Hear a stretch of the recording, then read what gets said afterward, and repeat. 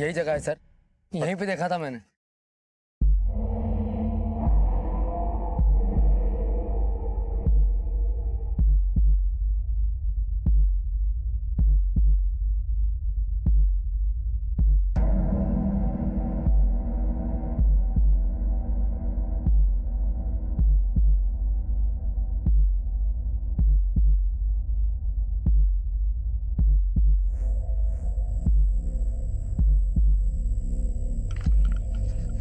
Sir कुछ नहीं मिला है। सुंदर, हमें गांव के लोगों से पूछताछ करनी चाहिए, तभी हमें पता चलेगा कि आखिर मामला क्या है। इस गांव के 60-70 किलोमीटर के सराउंडिंग में कुछ भी नहीं है। इसका मतलब बाकी के लोग भी इसी गांव के होंगे।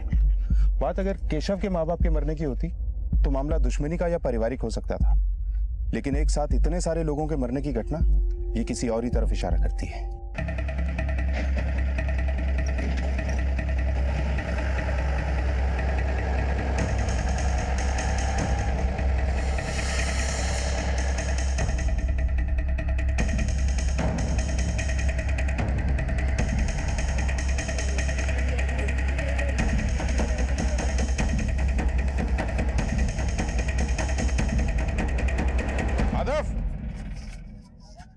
जी साहब।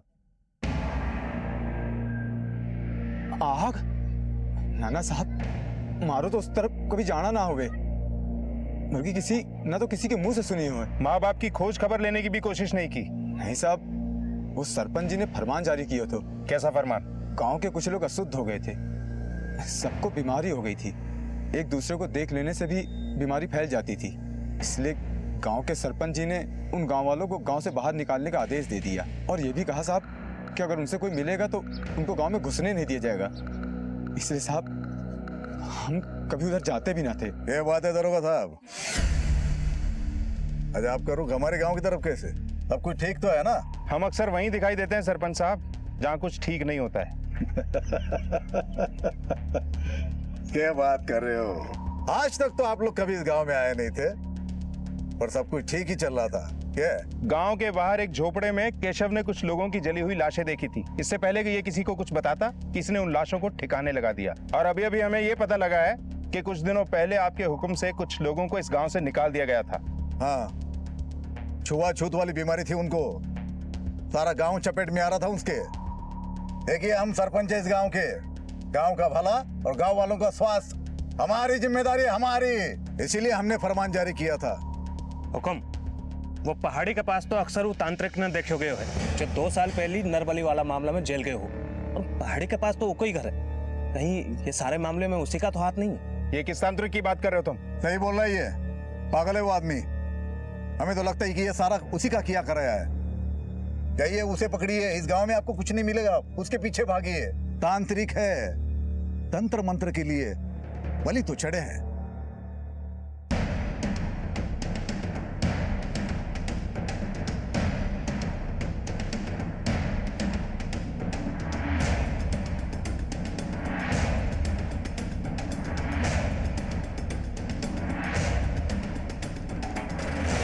सुंदर, ये तांत्रिक जहां भी दिखाई दे इसे पकड़ के पुलिस स्टेशन लेकर आओ। बीमारी की वजह से बेचारे गांव वालों को गांव से बाहर कर दिया गया। गांव में कोई अस्पताल, कोई ऐसी सुविधा भी नहीं है जिससे इनका इलाज हो सके।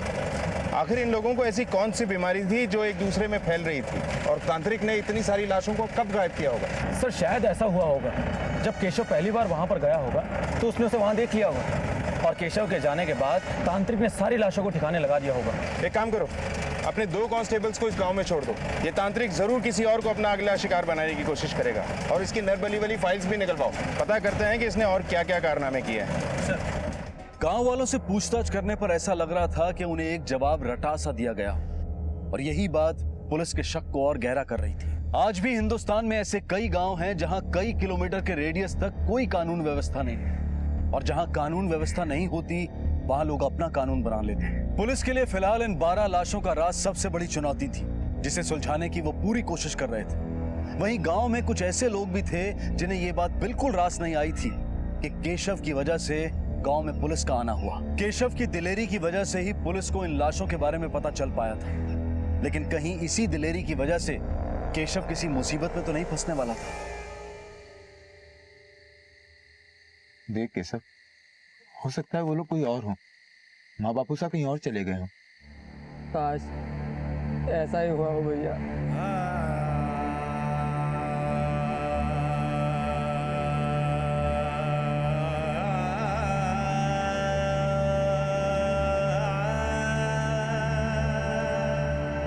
केशव, ले बेटा खीर खा।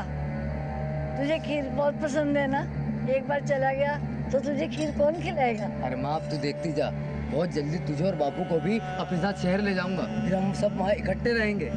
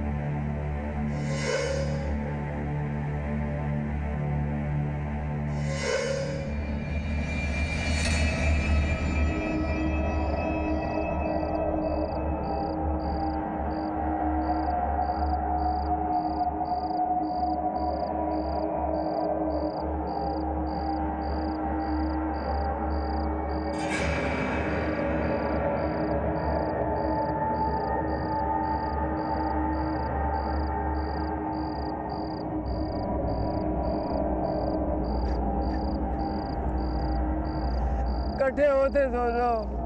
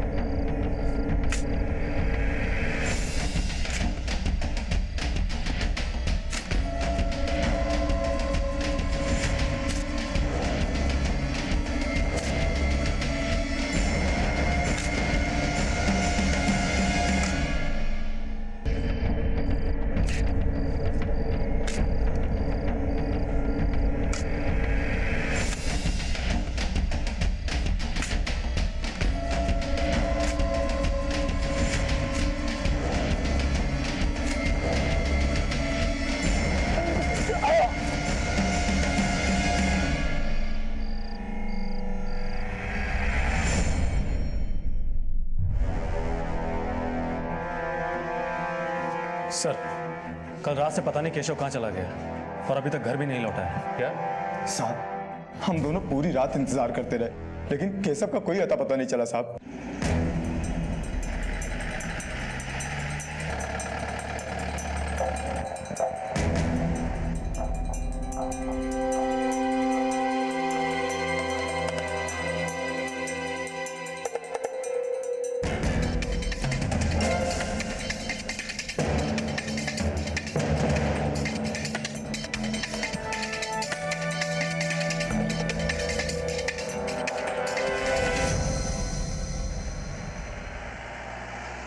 अरे रुको,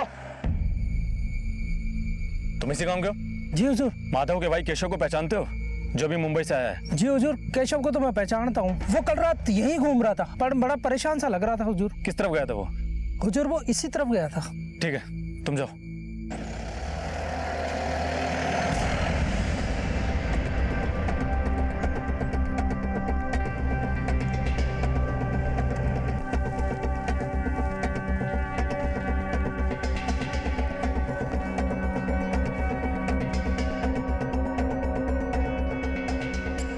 आखिर इतनी रात को केशव यहाँ क्यों आया होगा, वो भी इस जले हुए झोपड़े के पास, और इसके बाद वो गया कहाँ होगा? सर, कहीं केशव भी तो उस तांत्रिक का शिकार तो नहीं बन गया?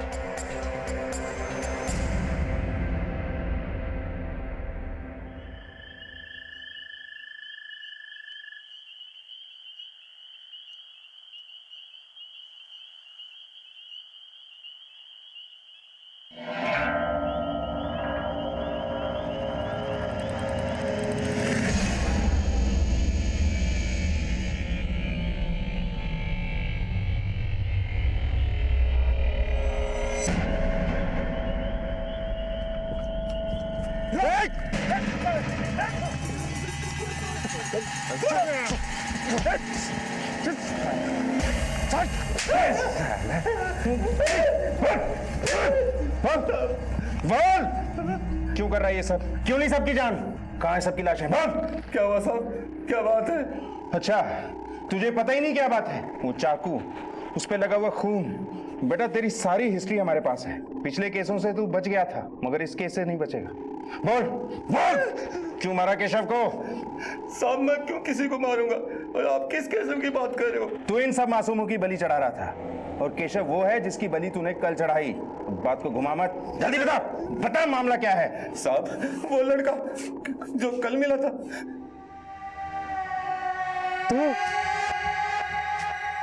तो तूने मारा उन सबको? तू पागल है क्या? ये क्या बोल रहा तू? तूने उन मासूमों की बलि चढ़ा दी जो उस दिन उस झोपड़ी में थे। तू मुझे गलत समझ रहा है, मैं इंसानों की बलि नहीं चढ़ाता। अरे तो फिर ये क्या है? ये सब जानवर है। जानवर? हाँ, तुझे यकीन नहीं आता तो मैं एक बोरिया खोल के दिखाता हूँ तुझे। आ देख। साहब मैंने केशव को वो सभी जानवर दिखाए थे जिनकी बहन ने बलि चढ़ाई थी, फिर वो वहां से चले गए। तूने बोला और हमने मान लिया। अगर चला गया था तो घर क्यों नहीं पहुंचा? मुझे पता नहीं साहब, मैं आपको वो जगह बता सकता हूँ जहाँ मैंने जानवर काटे थे। थोड़ा वहां से खोदो। हाँ,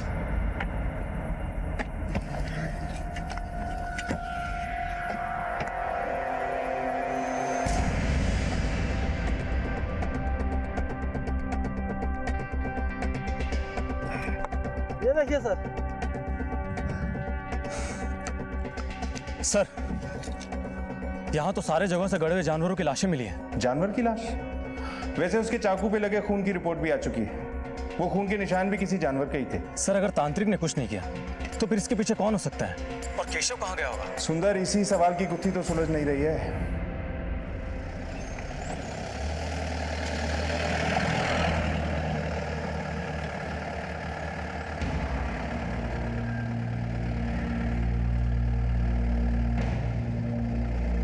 इस सुनसान इलाके में फैक्ट्री? चौधरी एक काम करो, इस फैक्ट्री पे ले लो।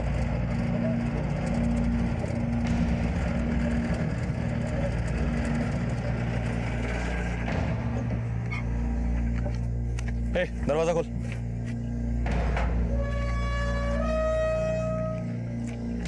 क्या भाई, ये फैक्ट्री बनता क्या? साहब उनसे पूछ लीजिए, वो सुपरवाइजर हैं।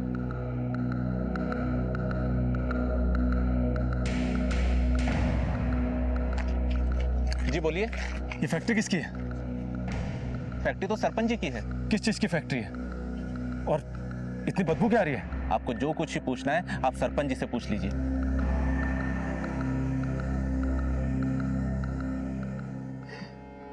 सब मेरी गलती है। रिश्तों का मोह समझ ही ना पायो। जिस तरह मैं अपने बच्चों के बारे में सोचता रहा, वैसे ही मेरे माँ बाप मेरे बारे में सोचते रहे। देखो मासा, आप लोग यहाँ रुकोगे तो ये बीमारी सब में फैल जाएगी। वैसे भी गांव वाले सरपंच जी का दरवाजा खटखटाने वाले हैं, और अंदर की बात तो ये है कि सारे रोगियों को गांव से बाहर निकाल दिया जाएगा, वरना कहीं ये बीमारी हम लोगों को ना लग जाए। और आप लोगों के लिए मैं इसे खतरे में नहीं डाल सकता हूँ। तू चिंता मत कर बेटा, हम लोग यहाँ से चले जाएंगे कहीं दूर।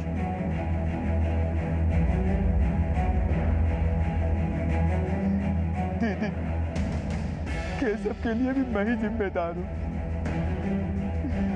अगर मैंने उसका ध्यान रखा होता तो वो मेरे साथ होता।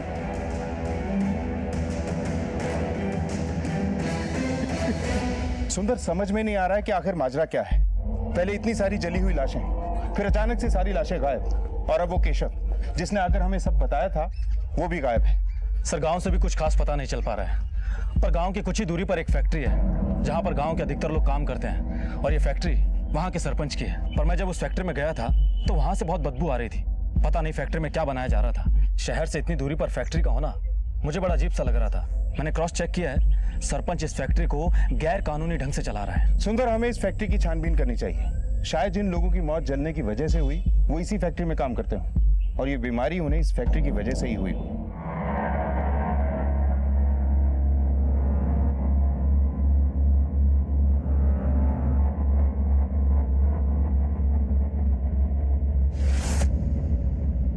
इसका पीछा करो।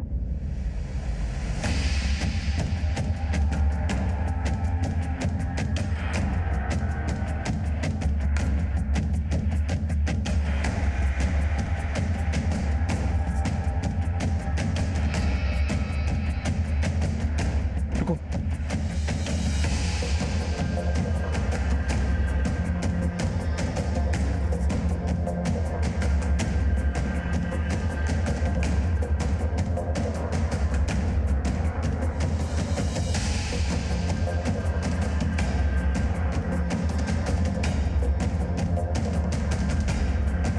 देखो अच्छी तरह।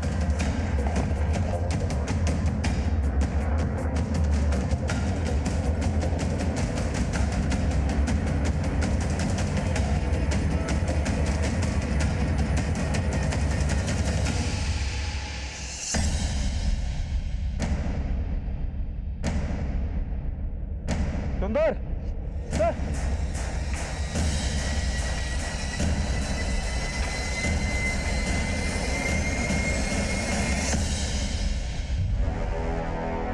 तुमने ये गैर कानूनी फैक्ट्री चलाकर बहुत बड़ा अपराध किया है। ताला लगेगा तुम्हारी किस्मत पर और इस फैक्ट्री पर। गांव के सभी लोग तुम्हारी फैक्ट्री में काम करते थे, जिनमें केशव के माँ बाप भी शामिल हैं। जाहिर सी बात है, अगर गांव छोड़ देने के बाद भी उनका तुमसे लेना देना है तो उनकी मौत की वजह में भी सिर्फ तुम्हारा ही लेना देना होगा।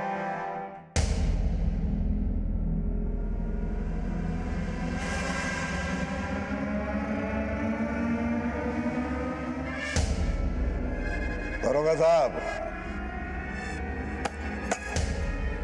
जो मारो गांव है, मारे को यहां से लेके जाना इतना आसान ना है। आपको लेके तो जाएंगे ही सरपंच साहब, आज नहीं तो फिर कभी से।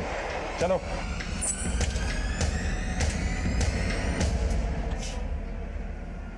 सुंदर, स्पेशल फोर्स के लिए एप्लीकेशन भेजो।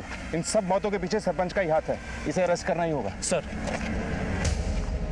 साहब, ये सब मेरी वजह से हुआ साहब। मैंने उनको भेजा था, जिसके बाद ये सब। सर, गांव के ऊपर मैंने शुरू से ही सरपंच का दबदबा देखा है, पर वो इस हद तक गिर सकता है ऐसा लगा नहीं था। सर, आप उसे अरेस्ट क्यों नहीं करते? देखिए, हमारी पुलिस चौकी आपके गांव से 70 किलोमीटर दूर है और ये ज्यादा बड़ी पुलिस चौकी भी नहीं है। सरपंच के पास जितने लोग हैं उनसे निपटने के लिए हमें और जवानों की जरूरत होगी। हमने स्पेशल फोर्स की मांग की है, वो अप्रूव होते ही हम सरपंच को गांव के बीच से उठा के लाएंगे। और जब से सरपंच को पता चला है कि उसका फांडा फूट चुका है, उसने गांव के आसपास अपने लोग भी बढ़ा दिए। सर, पोस्टमार्टम की रिपोर्ट आ चुकी है। मरने वाले सभी लोगों को टीबी की बीमारी थी और उन सभी लोगों को जिंदा ही जला दिया गया था। क्या? जिंदा जला दिया?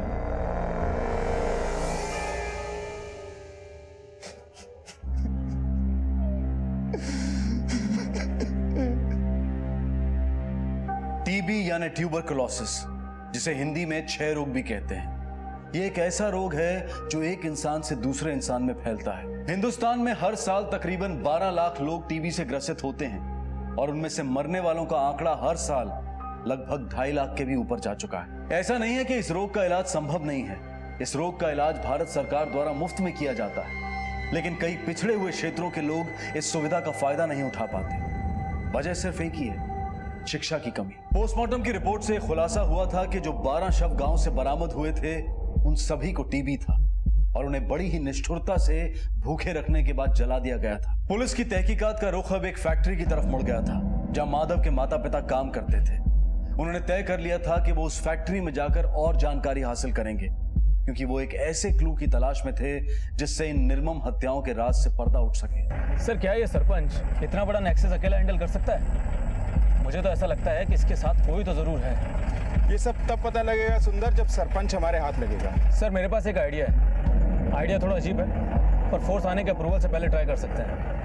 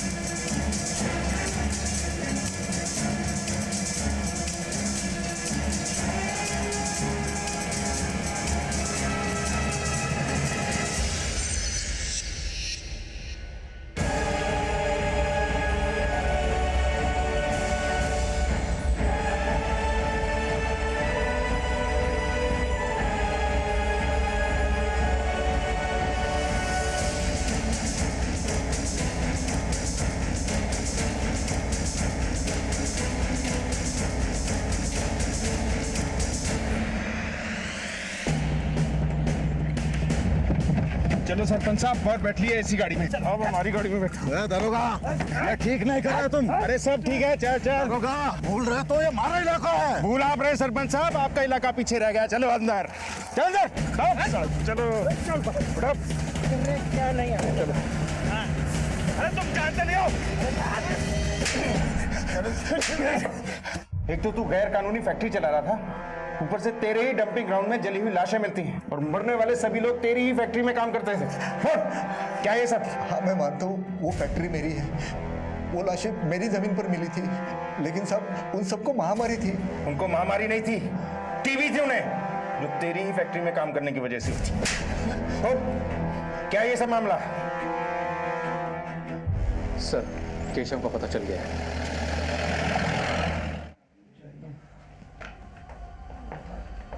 केशव, केशव, केशव, उठाओ इसे। केशव,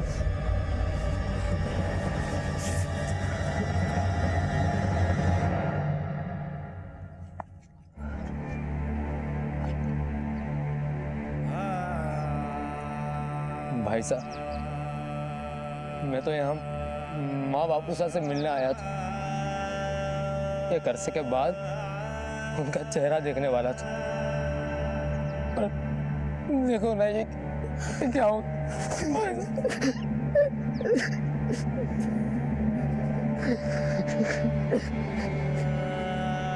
अब तक पुलिस के हाथ जितने भी सुराग लगे थे वो किसी भी ठोस नतीजे तक पहुंचने के लिए काफी नहीं थे, क्योंकि ये पूरा अपराध इतने योजनाबद्ध तरीके से हुआ था कि अपराध की जड़ और कारण दोनों से ही पुलिस अनजान थी। अब भी कई सवाल पुलिस के सामने खड़े थे। केशव के माता पिता समेत उन गांव वालों को किसने जिंदा जलाया था? गांव में महामारी क्यों फैली? और इस पूरी योजना का सूत्रधार और सरपंच का साझेदार कौन था? इन सारे सवालों के जवाब मिलने अभी बाकी थे और इसी बीच केशव का पता चल गया और उसने जो बयान दिया उसने इस पूरे केस का रुख ही बदल दिया। उस रात जब मैं फिर से माँ बापू को ढूंढने पहाड़ी पर गया तो वहां मुझे वो तांत्रिक मिला। उसने बताया कि उसने गांव वालों को नहीं मारा,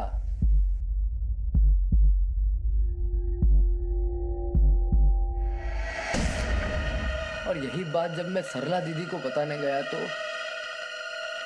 केशव, अरे रुक जा, रुक।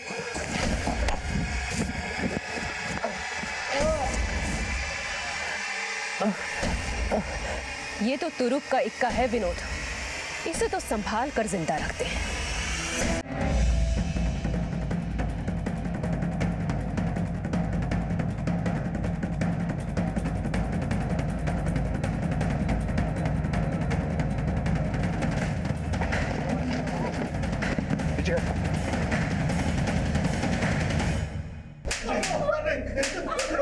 तुझे तो मैंने सबसे साफ सुथरा समझा था। ये क्या कहानी है? इतनी लंबी प्लानिंग, इतना बड़ा सेटअप। सर, 7 साल पहले जब मैं यहाँ आई तो मेरा एक ही मकसद था, इस गांव के पानी की समस्या हल करना और यहाँ के लोगों की भलाई करना। वाह, ऐसा लग रहा है जैसे तू देवी का दूसरा रूप है। मुद्दे पर आ, कहानी मत सुना।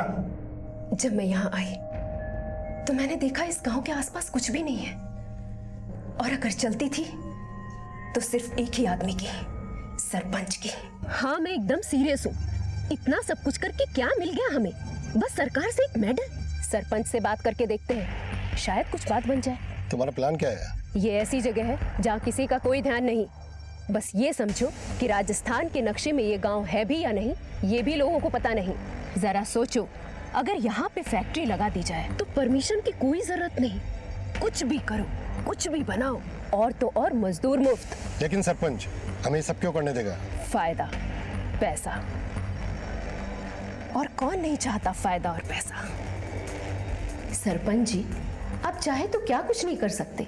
दवा की फैक्ट्री है और गांव वालों को मुफ्त में दवा मिल जाएगी आपकी वजह से। मसीहा बनने का अच्छा मौका है, और ये ऐसा सौदा है जहां नुकसान कुछ भी नहीं, बस फायदा ही फायदा है। और भी कुछ फायदे हो सकते हैं, जरा इत्मीनान से मिलिए, समझाते हैं ना।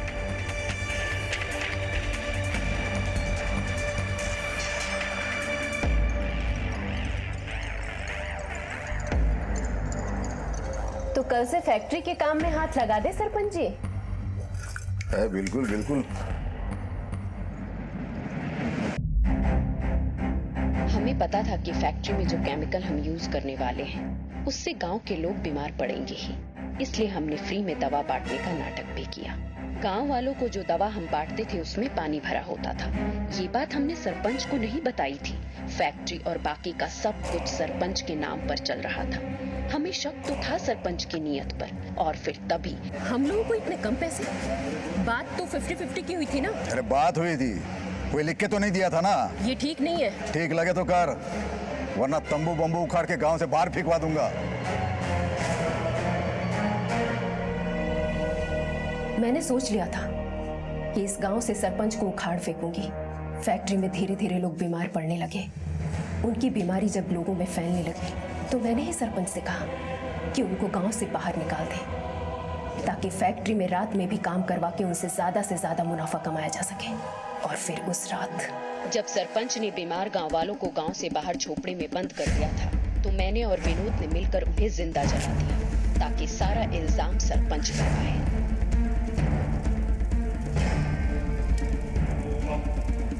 मेहनत हम करें और पैसे वो खा रहा था। अब देखती हूँ सरपंच को। झोपड़ा जलकर राख हो गया है और इन लाशों को उसकी जमीन पर फेंक कर आएंगे।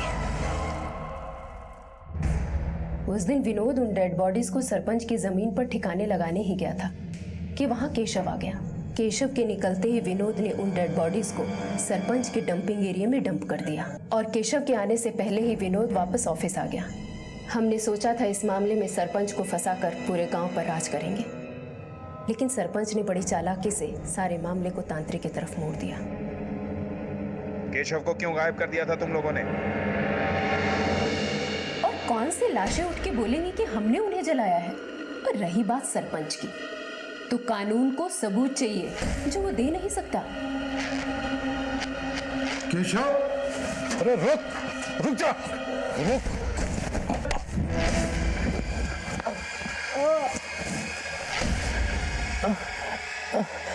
ये तो तुरुप का इक्का है विनोद, इसे तो संभाल कर जिंदा रखते हैं।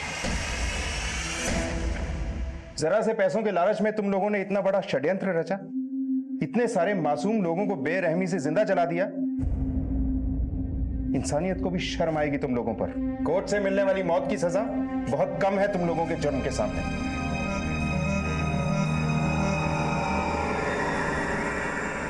चंद रुपयों के लालच में कई बहुमूल्य जिंदगियों को आग के हवाले कर दिया गया।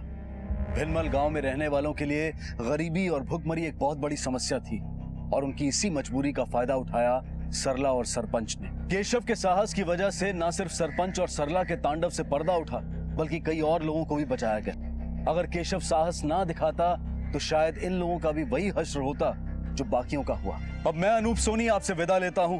फिर मुलाकात होगी अगले एपिसोड में एक और चौंका देने वाले केस के साथ। तब तक अपना और अपने परिवार का ख्याल रखें और देखते रहें क्राइम पेट्रोल डायल 100। सबक एक को सीख हम सबको। जय हिंद।